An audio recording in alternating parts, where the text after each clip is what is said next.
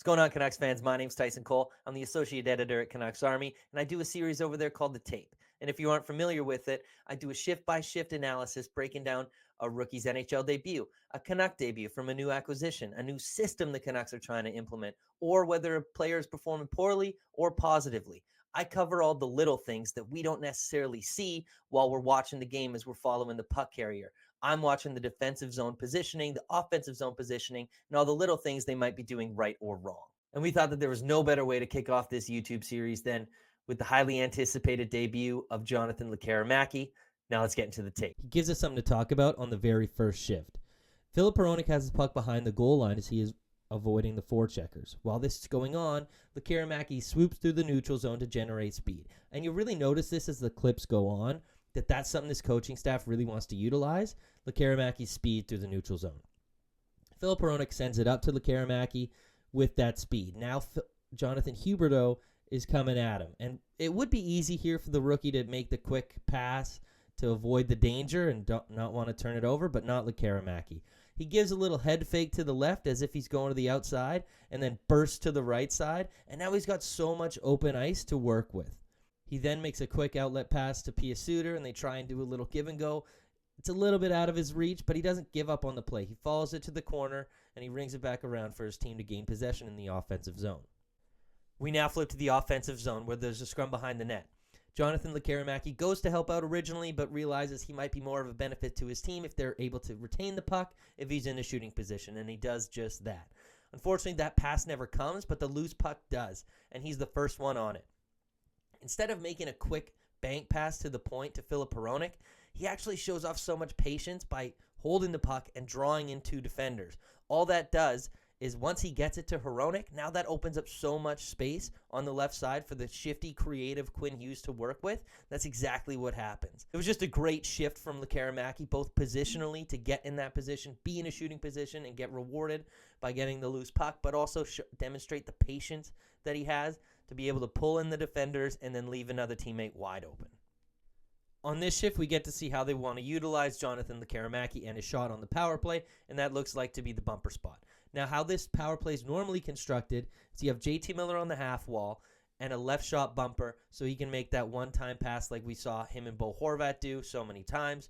You've got Quinn Hughes at the point as the quarterback of the power play, and then you got PD on the right half wall as a one-time option. But when you put Miller over here, you have to put a right shot bumper in there. We've seen Bezer score so many goals in that position, and it's just a quick feed from Miller to Lekkerimäki. But what's really beautiful about this play isn't necessarily what Lekkerimäki does. He just has to stay open, and he'll get the shot opportunity. Miller goes down the wall, and the pass isn't there. He clearly sees it. He waits a little bit longer and then sends it back to Quinn Hughes. But what Quinn Hughes does here is he moves a little bit to the left, draws that top defender over to him, and now once he fires it back to Miller, Lekkerimäki's going to be wide open for a shot attempt. And that's exactly what happens, is now the top defender is out of position, so Hughes fires it back to Miller, who does a one-touch pass right to the bumper when Lekkerimäki has an open shot at the net. Now, unfortunately, this one doesn't go in, but he doesn't quit on the play, as Petey makes a good play to kind of shovel it back. Unfortunately, Lekkerimäki gets his pocket picked a little bit, and it clears the zone. But if they continue to play like this and with plays like that, Lekkerimäki will score on the power play in no time. It's not a clip here, just a screenshot, but you could tell that the Flames caught on to what the Canucks want to do on the power play, and that's feed Lekkerimäki in the bumper spot and utilize his shot.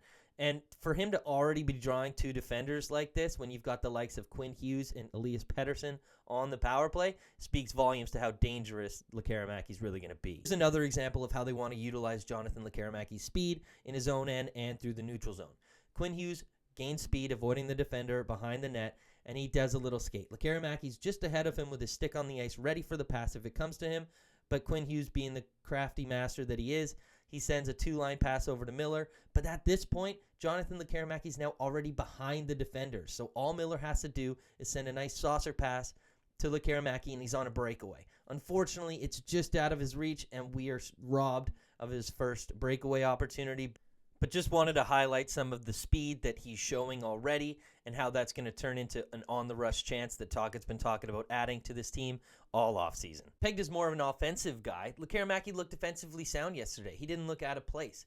There was even an instance where he's the first forward back playing that F3 defensive position, and he's directing traffic. He's telling Miller, hey, go over there. That's where the pass is going to be along the boards, and that's exactly where it went. So he's showing that high level of IQ that you really like to see, and directing traffic in the defensive zone. That's something you see out of an NHL veteran, not a guy making his NHL debut. However, there was an instance where he was the first forward back playing that F3 position, and instead of checking his surroundings and making sure all players are accounted for, he turns to the puck carrier, not noticing that Mackenzie Weegar's streaking in behind him, and then when Andrei Kuzmenko just sends a little flutter of a pass through the center of the ice, and Lekkerimäki thinks he's just going to intercept it cleanly, Mackenzie Weegar comes by, and he's able to grab the puck and get a scoring chance on Kevin Lankinen.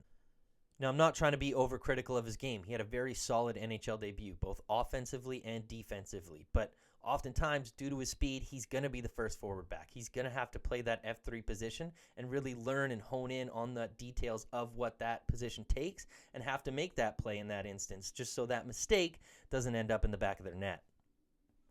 Now, if you want a bigger breakdown with more clips and more analysis, make sure to click the link down low in the description or head over to CanucksArmy.com to check out the full article. But until then, this is Tyson Cole